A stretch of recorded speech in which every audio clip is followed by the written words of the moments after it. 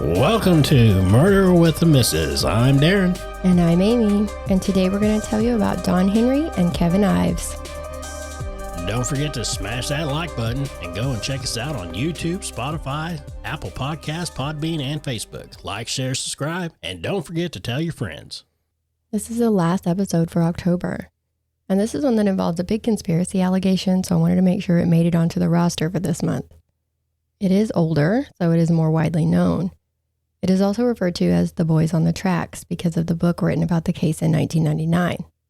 There's been a lot of coverage on this case, but it is still unsolved. So here we are, keeping it alive. This happened in Alexander, Arkansas in 1987. We're talking about 16-year-old Don Henry and his best friend, 17-year-old Kevin Ives. They would double date with their girlfriends. Everyone says that Don was the funny one, always cracking jokes, but they were both pretty well liked in the town. On Saturday, August 22nd, they were out hanging out with friends in a parking lot in Little Rock, but came back to Don's house by midnight curfew to stay the night. It is reported that Kevin didn't go in the house. He waited on the porch for Don to ask his dad if they could go hunting. So that shows me that they figured Dad was going to go ahead and say yes, and he did, telling them to be careful. Now, if you're going out hunting at midnight, depending on what you're hunting for, you're probably spotlighting, and that's illegal, but it is done. And also, as we go through this, it is likely that they were using the hunting excuse to get out and do other things. Well, that's more common than people want to think. Yeah, a lot of people will go out and hunt at night. Oh, yeah. I mean, I know a few people who do that. So the boys left the house. I mean, you got to eat. You got to eat, yeah. But in the middle of the night, it's a lot more dangerous. You're literally supposed to hunt from dusk to dawn. Like dawn to dusk. I said that backwards. Got to do what you got to do. So the boys left the house with a .22 caliber rifle and a flashlight. Since we are now past midnight, it is August 23rd. At 4 a.m., a 75 car, 6,000-ton Union Pacific freight train that is more than a mile long is traveling more than 50 miles an hour on its way to Little Rock. The train crew sees something on the tracks, but with the visibility, they didn't really see it until it was about 300 feet ahead of them. It was two boys, laying motionless, side by side like soldiers at attention, in between the tracks. The train blew the horn, but the bodies didn't move. They hit the brakes, but there's really nothing that they could do at that point except watch in horror as they got closer and closer. They did notice that the lower parts of the bodies were covered with a green tarp. It is reported that it took a half a mile for the train to stop. Also, some say it was a whole mile, and some say it was more like 1,000 feet of train that passed over the point where the bodies had laid before it came to a complete stop. Either way, the end result is the same. Engineer Stephen Stroyer notified the railroad and the police over the radio, telling the police to expect death. Well, yeah, at that point, I mean, that's all you could expect. Exactly. I mean, you can't really stop a train on a dime. It's not going to happen. But they were pretty upset, the crew on the train, because they said the boys never moved. They never raised their head. They never flinched. Nothing. Just lay there. Police are on the scene by 4:40 a.m. They noted the rifle laying on the ground and the flashlight. It was odd that instead of fresh blood, like you would expect, the blood there was thick and almost purplish in color, indicating that they had been dead for some time before being hit by the train. Paramedics also noted in their paperwork that the boys appeared to have already been dead before being ran over by that train. And the police did an investigation? Sure, we'll call it that. They collected no evidence at the scene. They didn't stop any of the trains from coming through. I mean, you would think that bare minimum would be to keep giant-ass trains from barreling through your crime scene, but no. That green tarp that was over the boys' legs? What green tarp? They said that there was no green tarp. The train crew were adamant that they were partially covered in that tarp. And why would they need to investigate a crime scene for go ahead and take a wild guess what the original theory was? No, not a suicide. A double suicide. Really? Yep. So while they're doing whatever it is they're doing at the tracks, Don's dad wakes up and realizes that the boys never came home. He calls Kevin's mom and asks if they were there, but they were not. He hears from a neighbor that two boys had been shot, tied to the tracks, and run over by a train. So he had to call Kevin's mom back. When they told Don's dad that the rifle was found laying on the rocks at the scene, He said he didn't believe that Don would have risked his gun getting scratched by deliberately laying it on the gravel. So the families were already suspicious. Autopsies were done on the boys by medical examiner Fahmy Malik. Remember that name? And he said the boys had smoked the equivalent of 20 marijuana joints. So police decided to change it from suicide to ruling the deaths as accidental, saying they were high on THC and fell into a deep sleep on the tracks. A few days after the incident, the families were doing their own investigation at the tracks. And we see that too often. But they were out searching, and one of the family members found a shoe with a foot in it. The autopsy didn't even mention that a foot was missing from one of the bodies. And that shows what a bang-up job they're doing. How do you not catch that a foot is missing? A whole foot. And why is it always that the families Always are the ones that are doing the better investigating? Exactly. This one's going to really piss you off. This one's pretty bad because he missed more than that foot. And we'll get to that in a minute. Dr. Malik was found to have botched more than just this case. Dr. Malik ruled a case as a suicide when a man had been shot in the chest 5 times. He ruled a cause of death as an ulcer when a body had cleanly been decapitated. He said the dog chewed the man's head off after he died. Cleanly, mind you. And I guess the dog also carried it and put it in a dumpster because that's where it was ultimately found. But Dr. Malik still refused to change the cause of death. A patient had died while in the care of an anesthetist. That's it. Named Virginia Kelly. Virginia was already under investigation in another case of malpractice, so Dr. Malik altered documents so that she couldn't be implicated in this death. Now, who is Virginia Kelly? Well, that's Bill Clinton's mom. Oh, really? Really? Because at this time, Bill Clinton is the governor of Arkansas. So that's where Hillary learned it from. Did she learn it from him or just help home? No, I'm saying from the mom. Oh. There are things you pass down as traditions that should not be one of them. People in the community are coming forward, and they're talking about weird things that they saw that night. Seems that a week before this incident, a man in military fatigues was seen walking along the tracks. A cop stopped him and asked him what he was doing, but the man pulled out a gun and started shooting at the cop. Now the cop ducked, and when he popped back up, the man was gone. They searched the area, but he was never found. That man was seen again the night that the boys died. He was walking away from the town about 200 yards from the crime scene. Nothing ever came from that because, well, they just didn't look into it. The Saline County Sheriff, James H. Steed Jr., refused to investigate. Larry and Linda Ives had to hire a private investigator. In February of 1988, the families held a press conference putting pressure on police to actually investigate. They said that the sheriff was preventing the case from being solved because they had already closed it. Their attorney, Dan Harmon, and the Saline County prosecutor reached an agreement with the sheriff that the police would investigate if the parents would stop publicly criticizing him. They agreed, and the case was reopened. Now, they had a new prosecutor, Richard Garrett, and they set attorney Dan Harmon as special prosecutor to be a go-between for the families and law enforcement. The parents insisted on a second autopsy, so the bodies were exhumed. So a Georgia medical examiner, Joseph Burton, who had lost his own son when he was just 17 years old, immediately thought that the marijuana dosage that they were talking about was a little ridiculous. How do they even come up with a number like 20 joints? And it was 20 each. So 40. Yeah. Yeah, they had each. But how did they come up with that number? Well, you would think that they would have tested their blood and stuff and seen high levels of THC, right? Okay. They did not. So how'd they come up with that number? Dr. Malik just decided that was a good number to go with. Yes. So when Dr. Burton did his examination, he said it was more like the equivalent of maybe 1 or 2 joints, nowhere near 20. And he also said that Kevin had a pattern injury on his face, measuring roughly the same size as a 4-inch by 1 to 1 1/4 inch plate. That's the same size and shape as the end of the stock on most rifles. So it is believed that he was hit with his own gun. Don Henry had a penetrating stab wound to his back, And when Burton examined the clothes he was wearing, he saw a defect in the fabric consistent with a stab wound. He believes that these injuries would have caused the boys to be unconscious and not all that weed.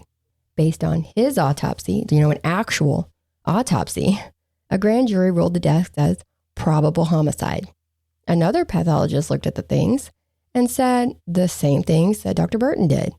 So then the ruling was changed again to a definite homicide. Now, just 2 months after the grand jury said that Dr. Malik botched that autopsy for the case, Mr. Bill Clinton defended him, saying he did excellent work.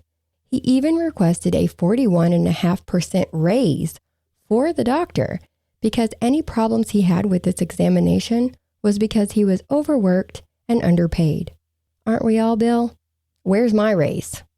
I'm pretty sure he fucked up because he's just not good at his job. Yeah, he just really sucks. Yeah.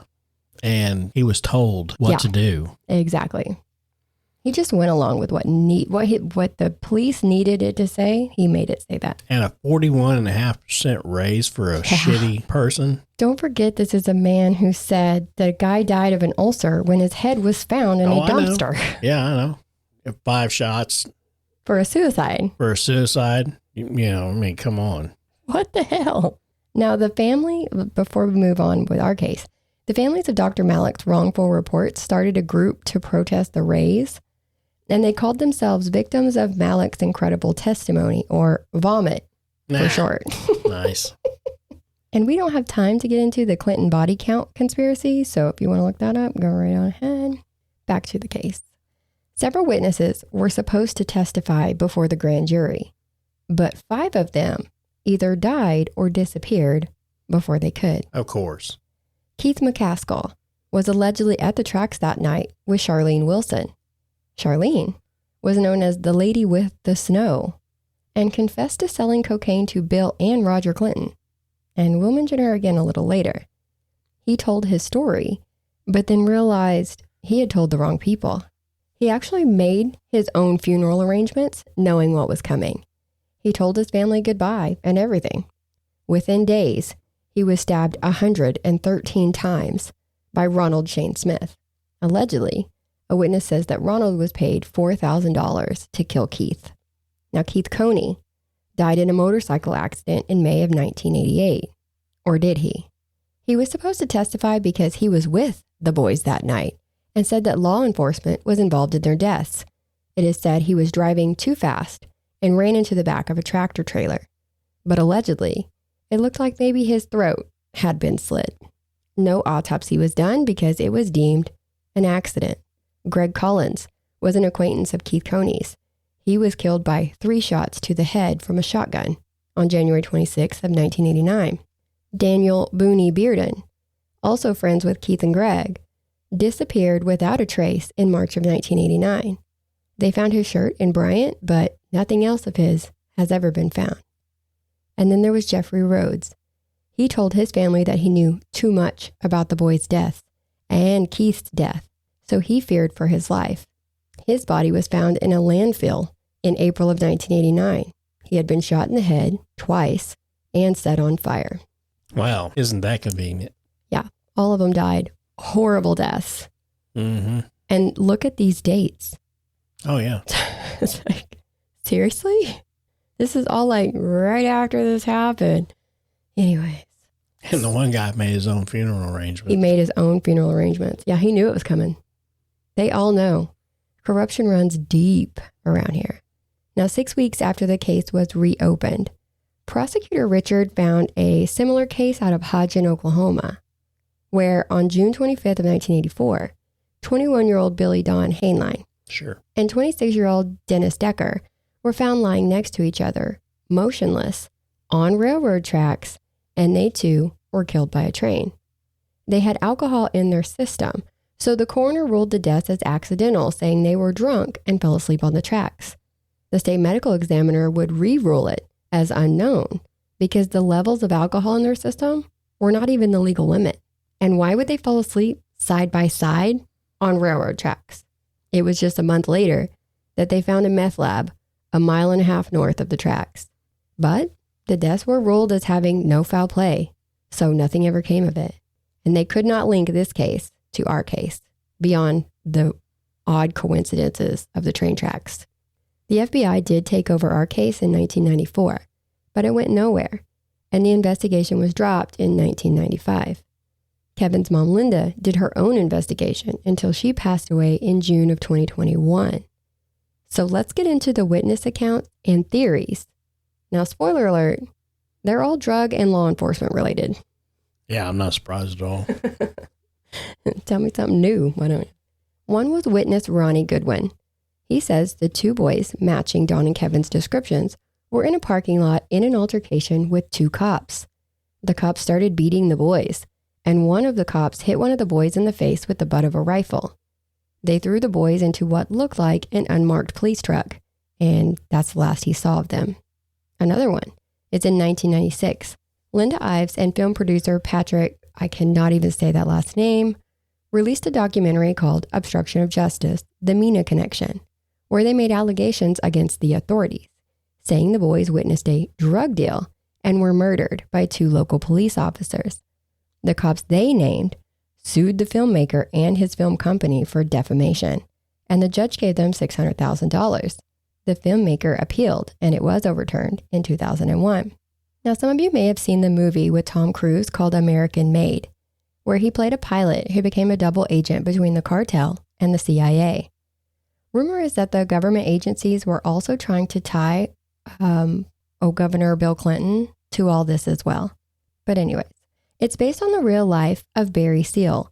Now, keep in mind that Barry was actually killed by the Columbian Cartel in 1986, so he couldn't have been directly involved in our case. But the shit that he was doing and had set up was still going. His drug operation was out of Louisiana, but the feds found out about it, so it was relocated to the airport in Mena, Arkansas. In fact, the original name for the movie was Mena. He had set up drug spots where he would drop drugs and cash out of the airplane at designated locations for people to get.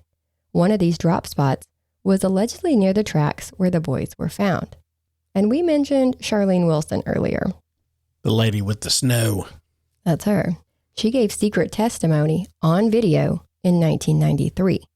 She said that in 1987, she was dating Dan Harmon. Remember, he's the special prosecutor, the one that was designated as the go-between for the families and law enforcement. So he had a controlling interest in the case. Charlene says that the night that the boys were killed, she was supposed to get that drug drop, but she had done cocaine and meth, so she was too fucked up to do it. So Dan told her to stay in the car. Dan is in on the drug trafficking. Yeah. Gotcha. I have a little more to tell you about Dan, but I'll do that later. So according to Charlene, it was Dan, two cops, and Keith McCaskill. Remember the guy who was stabbed 113 times? Yeah. It seems that a previous drop had been stolen, they believed, by some kids. So they were all there to make sure it didn't happen again. The drop was supposed to be 3 to 4 pounds of cocaine and 5 pounds of marijuana. She saw a kid run through the woods. By the time she got out of the car to see what was going on, there were 3 kids there with the men. One of them got away, and it is believed that that may have been Keith Coney, the guy who died in the motorcycle accident. The men interrogated the other 2 boys before handcuffing them and making them lay face down on the ground. The men kicked and beat them, demanding answers, eventually killing them. Charlene said they got the drugs and put the bodies in the trunk. They drove down the tracks a little ways, wrapped the boys in a green tarp, and left their bodies on the tracks. Charlene, realizing she had just witnessed a double homicide, jumped out and ran. She did say in later testimony that Dan forced her to stab one of the boys with her knife, kind of like an insurance policy for him, I assume, but that's speculation. Well, putting her at the scene and showing that she was involved, you know, that's what it sounds like to me. I mean, thinking she can't tell on him without telling on herself. Right. That's what I was thinking too. Also, from what I've read, what I believe was reported as Charlene's son came forward saying Dan was involved in the boys' deaths, and he passed a polygraph test and was supposedly put in witness protection. Charlene, on the other hand, was not so lucky. Dan, being the special prosecutor, did eventually find out about her secret testimony, so he brought her up on drug charges, her first ever drug charge. Since it was a first offense and he was allowed to be the prosecutor on her case, he made her a generous offer of 116 years. She declined that offer from her now ex-boyfriend, but was still sentenced to 31 years in prison. People get less for murder. Hell, the guy who stabbed Keith 113 times only got 10 years. So make that make sense. But Dan couldn't go on with all that power forever. In 1997, he was arrested on charges of racketeering, conspiracy, extortion, and drug possession with intent to distribute. He was sentenced to 11 years, and I believe he served 9. But then in 2010, he was arrested for selling morphine and hydrocodone near a school, but he was acquitted on that one. He did die last year in September of 2023, and his nephew is the current sheriff of the county, from what I can see. Well, let's hope he's doing a better job. Let's hope. I doubt it, but let's hope he's breaking that cycle. He probably passed all the tips. Probably. Tips and tricks of the trade. Ugh, let's hope not. Fingers crossed. And we can't talk about this case without mentioning pro wrestler Billy Jack Haynes. He came forward in January of 2018, saying that he had wrestled King Kong Bundy in Detroit that night and then came in for that drug drop. The drugs came in from Columbia and Mena and were dropped in the open field next to the train tracks there every 2 to 4 weeks, and someone had been stealing them. So he had been hired to watch the drop that night and kill whoever was stealing. Who hired him? He just said a corrupt politician. He said sometimes the drops were $2 million in cash, $2 million in coke. It was always different. But he said that Sheriff Steed and another cop had been the ones suspected of stealing the drugs. When the drop was made that night, he says he saw Sheriff Steed and the other cop there. He was all doped up and ready to kill him with his bare hands. But then 2 kids walked up. They saw the cops and ran. The cops chased the boys, and when they came back, they had the boys thrown over their shoulders. Billy had come out of hiding at this point, and he says when the boys were brought back, they had already been beaten with flashlights. They were already handcuffed. Don Henry was already dead, but Kevin was still alive at this point. He said even in the dark, you could see blood everywhere. Not wanting to leave any witnesses, the cop hit Kevin in the head with the butt of the rifle, splitting his head open and killing him. So these cops were okay with doing all this in front of a Billy? According to him, the cops were starstruck. They recognized him. But if I'm a dirty cop killing kids, stealing drug drops and shit from the Columbian Cartel, and Dwayne "The Rock" Johnson comes walking out of the forest, I'm not going to try to get an autograph. No, I'll be like, what the fuck? Be like, damn, I'm not going to kill you too. But who knows what other people do. Now, Billy Jack says that they had already put the boys on the tracks, but they had muscled up Billy arrange the bodies and cover them with a tarp. He says they still paid him the $50,000 that he was supposed to get that night, so he did what he was told and went on about his business. There was something missing from his story, though. He didn't say anything about one of the boys being stabbed, did he? He did not. He did not mention a knife or either of them being stabbed. Now, Billy Jack was arrested in February of this year for allegedly shooting and killing his wife. So I guess he's got it in him. He's saying he used to be a hired hitman. Like, you can literally watch his interview about this case. They videoed it, and he's very out there with it. Very blunt, very over the top about everything. Yeah. Now, in 2016, Linda did file a lawsuit against the CIA, FBI, and Bryant County, well, a lot of people actually, for violating the Freedom of Information Act. She wasn't getting complete documents that she had been requesting for forever now. The judge ordered some of the docs to be unredacted and released. They did dismiss some of the people named in the suit, but then they eventually dismissed the case altogether in 2019. So to this day, the case of the boys on the tracks is still not solved. And I'm afraid, because of all the cover-ups and shit, it may never be. But I will hold out hope. If you know something, say something. We are at the point of deathbed confessions. It's been so long. Like, all you're doing is waiting for somebody to die and just have to get it off their chest before they go. Absolutely. Well, that's the end of this one. Hope you guys liked it. Make sure you guys catch us on the next one. Make sure you tell your friends, tell your family, tell your cousins, tell your preacher. Yeah. Tell your car dealer. Tell your insurance adjuster. Yeah. Tell them all. Tell everybody. Till next time. Bye.